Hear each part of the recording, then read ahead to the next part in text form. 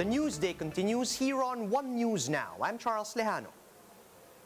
The Food and Drug Administration has approved the emergency use of Moderna's COVID-19 vaccines for those aged 12 to 17.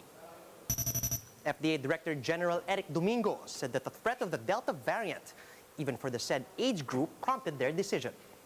Meanwhile, the FDA official warned of very rare cases of myocarditis or inflammation of the heart muscle among those vaccinated with Moderna. This rare side effect has been recorded among younger males. With the Delta variant affecting a lot of children, nakita po ng ating mga expert that the benefit of using the vaccine outweighs the risk. Here are other COVID-19 stories from around the world. Australia has secured 4 million doses of Pfizer vaccines in a swap deal with Britain, doubling its supply of the shot for September. The Australian government has agreed to return the jabs to countries that it has made deals with once its vaccine supplies become more stable. Prime Minister Scott Morrison said that the augmentation will enable the country's economy to reopen soon. Over in Italy, the government is planning to make COVID-19 vaccination compulsory for every citizen of eligible age. Prime Minister Mario Draghi said this may be imposed once health authorities from the European Union give full approval to the shots. Italy has already made the vaccination mandatory for medical workers, or else they won't get paid. And Japan is considering easing COVID-19 restrictions on alcohol sales in restaurants and extending the operating hours of some establishments. Reuters reports that this move, effective between October and November, is expected to be announced by officials on Friday. Tokyo and much of the country remain under a state of emergency following a surge in cases. We'll have more stories after a quick break. Stay with us.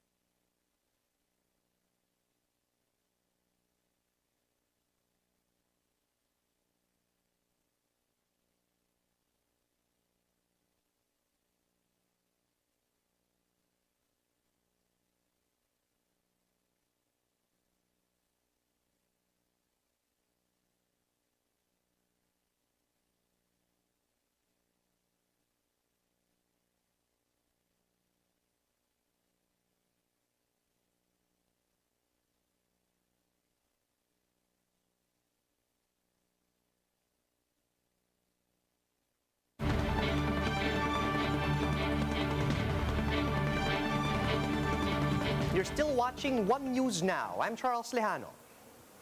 Authorities are reminding online sellers and customers to be wary as online scams skyrocketed during the COVID-19 pandemic. Jenny Dawn with the story. Jessa has resorted to selling beauty products online after she was forced to shut down her 3 beauty clinics this pandemic. But business is not as smooth this time around, as she has been scammed not only once by customers online. One customer bought beauty products worth 20,000 pesos from Jessa and even sent a proof of payment. The buyer also sent a screenshot of the supposed confirmation email of the bank transaction. But all of this turned out to be fake. Yung secretary ko, pinapunta ko sa bank.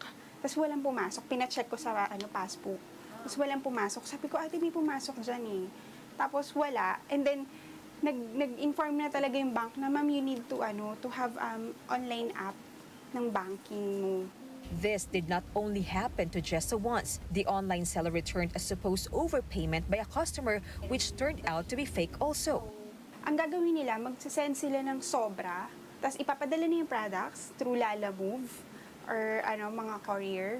And then, sobra yung pinadala, tapos ibabalik mo yung sobra sa kanila. So, talagang doble-doble yung nakuha nilang modus. Jessa tried to trace one of the bogus buyers. Unfortunately, the package was shipped to a different name and address. Data from the PNP Anti-Cybercrime Group show that online scams skyrocketed during the pandemic. Cases from January to August this year alone nearly reached the figure for the whole 2020. Authorities advise the public to be mindful and observant when shopping online. Mas maganda kung COD or cash on delivery and cash on pick up po yung transaction nyo para at least naman po sure na merong na may tatanggap ng bayad at may magre-receive din po ng item ninyo. Nasa seller din naman po kasi yung discretion na yan kung paano niya po talaga malalaman yung bogus na buyer or hindi. Para iwas na lang din po sa scam, sigurado niyo po meron kayong application para real time po na ma-check niyo. Those proven to be involved in online scams will be faced tougher charges in relation to the Cybercrime Prevention Act, which will result to 6 to 12 years of imprisonment. For News 5, Jenny Dongon, We Are One News.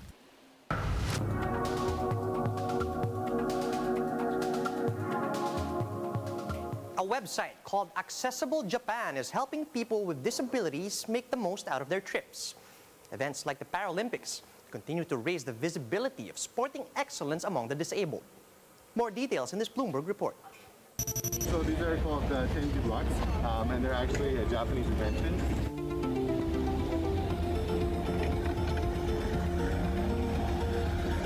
So there's two different types here. The kind with a dot sort of means it's attention, and the other one is the general direction that you can go to along the street. Even for myself, I don't need them because my vision's fine. But it's a good way to find where the accessible toilet is or the elevator is as well. So. Josh Grisdale is the founder of travel site Accessible Japan, aimed at people with disabilities and senior travelers. I have cerebral palsy, and I've been using a wheelchair pretty much all my life. When I was a kid, I used a baby stroller to get around, but then after that, I've been driving for 35 years, I guess. So both my arms and my legs are affected, so I can't walk. And because of that, I have people, personal care attendants, who come into my house and help me do things like get up in the morning, with my meals, getting changed, etc. So, if I didn't have them, I wouldn't be able to do anything. But because I have them, I can go to work, I can go on vacation, I can enjoy my life as much as I want. Josh has quadriplegia, but refused to let anything stop him from following his dream to live and work in Japan. In addition to his website, Josh works in PR full-time for Azali Group, which runs a care home. I'm originally from Canada, and I came to Japan for the first time back in 2000 after taking a Japanese class at my high school. And I was really impressed with the accessibility here, even back then. And I came back a number of times, and every time things got better and better, so I wanted to come and live here permanently, so I've been here since 2007. Here in Tokyo, I can get on the train by myself and go pretty much anywhere now because I think over 96% of the stations in Tokyo are accessible now, so it's quite easy to get around. Still, Josh admits stigma around disability exists in Japan and thinks talking about it is key for change. Kids are really inquisitive, and I think it's a really great feature as part of growing up, right? To learn about new things and ask about that. And so a lot of kids are very innocently, asking why are you in a wheelchair? What's wrong with that person? Or maybe their way of asking the questions can be a little bit off-putting to some people. But for me, I'd rather answer people's questions so that they know for next time. I have a disability, that's why I use a wheelchair. And then it becomes, okay. But sometimes the parents, they'll be the ones that will tell their children to be quiet, or don't look at them, or don't ask them, that's rude, etc. And that to a young child can maybe create a barrier to think, a person in a wheelchair or a person with a disability is somebody I shouldn't talk to, or I should be very, very careful around. And that sort of leads to the wrong impression that can stick with them for quite a while.